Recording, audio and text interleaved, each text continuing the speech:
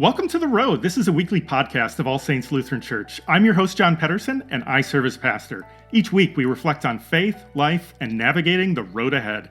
The language of journey is common when we think about life. It has its joys and challenges along the way, and we all need a little encouragement and guidance at times to keep us going. There's a word in the Bible, asphalia, which means truth, but it's the same root word we use in English for asphalt, if you can believe that. It's a solid surface that makes travel easier and more assured. And so every week we're going to be exploring elements of faith and life that keep us on the road. Faith isn't about living a perfect life. It's about finding our way, getting through rough spots, but seeking out those great vistas too. You can find my weekly message here, but you'll also find special conversations with guests who have insights on things like wellness, parenting, and living with unique purpose. If you appreciate this podcast, remember to subscribe where possible and share it with a friend. Here's this week's message. So as we listen to this story about Jesus washing his disciples' feet, I think about how feet are a very personal thing. People can get a little sensitive about how their feet look or how they might smell after a workout or walking around in sandals for a day. Our feet are shaped uniquely. Some people have high arches, flat feet, calluses, bunions, and any number of other unique features. Most people's big toe is the longest, with about 10% of the population. The second toe is the longest. I happen to be part of the 10%. It didn't keep me from being a decent sprinter, I guess, when I was younger. But having someone wash your feet can be a pretty personal thing.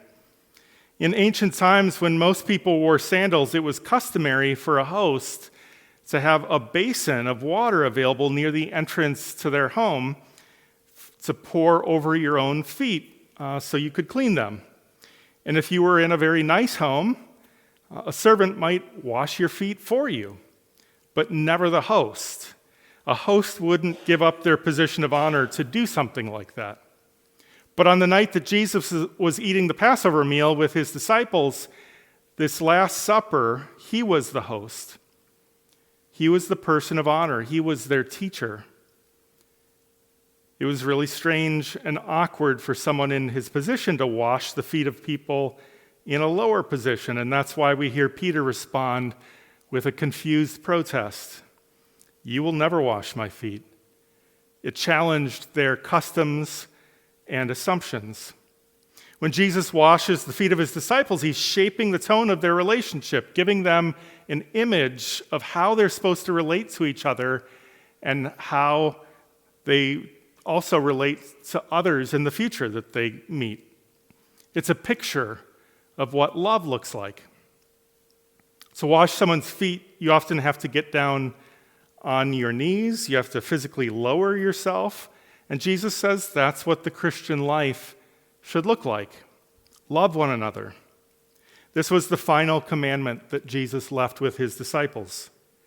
Jesus said, just as I have loved you, you also should love one another. And by this, everyone will know that you are my disciples. When we as a community of faith live this out well, we can truly change the tone of our life together. It will look different. Sometimes we fall short of that. But loving one another is at the center of what it means to be Christians.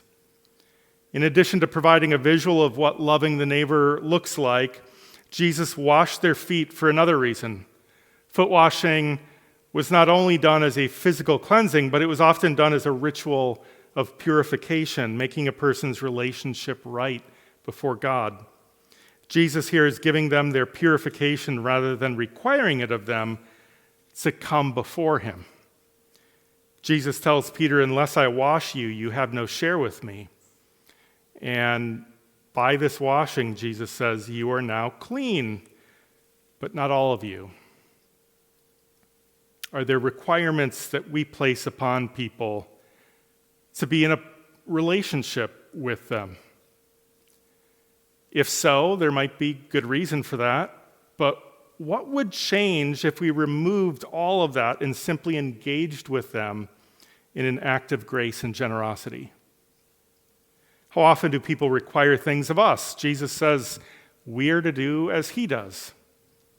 Give the relationship freely. Think about how that can cut through stalemates that we come upon in relationships. Remove barriers, create connections, love and give to others freely. There is impact in loving or simply engaging in relationship with people without asking them to do anything for it or to earn it. It has the potential to stir up a new spirit in us and in the people that we reach. But let's face it, it also makes us a little bit vulnerable.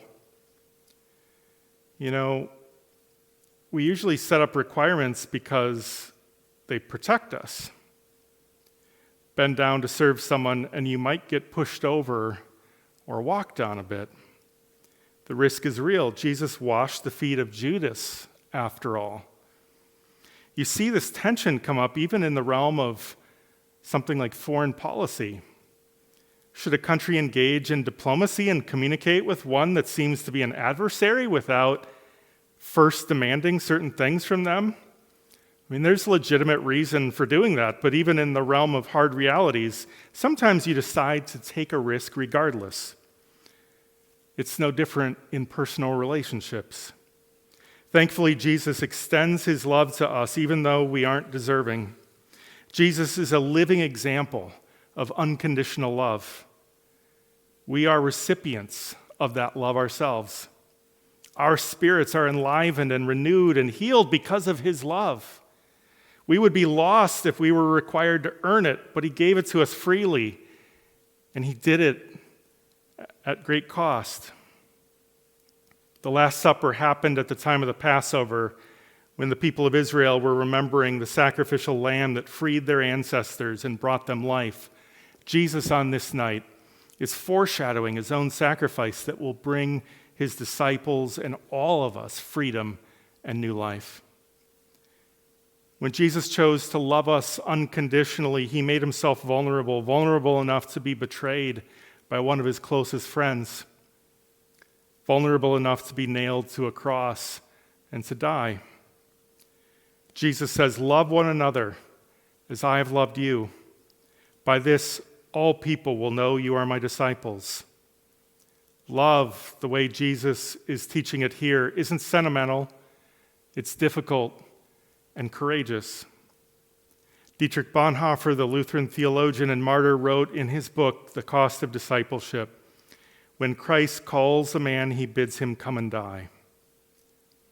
For Bonhoeffer, this didn't necessarily mean physical death. It can be a small death to give up our pride, our honor, and our power. And Jesus calls us to risk our place of honor, our place of comfort, our place of control. He asks us to love others with God's love unconditionally. Understandably, it's a challenge and a calling in which all of us come up short, and God forgives us for that. He loves us and encourages us to move forward and try again. It's a calling that Jesus took up for us. He risked everything so that we may know God's love and forgiveness. We need not do anything to get it. Today, we simply give thanks, and we gather tonight in the mystery of that love. Amen.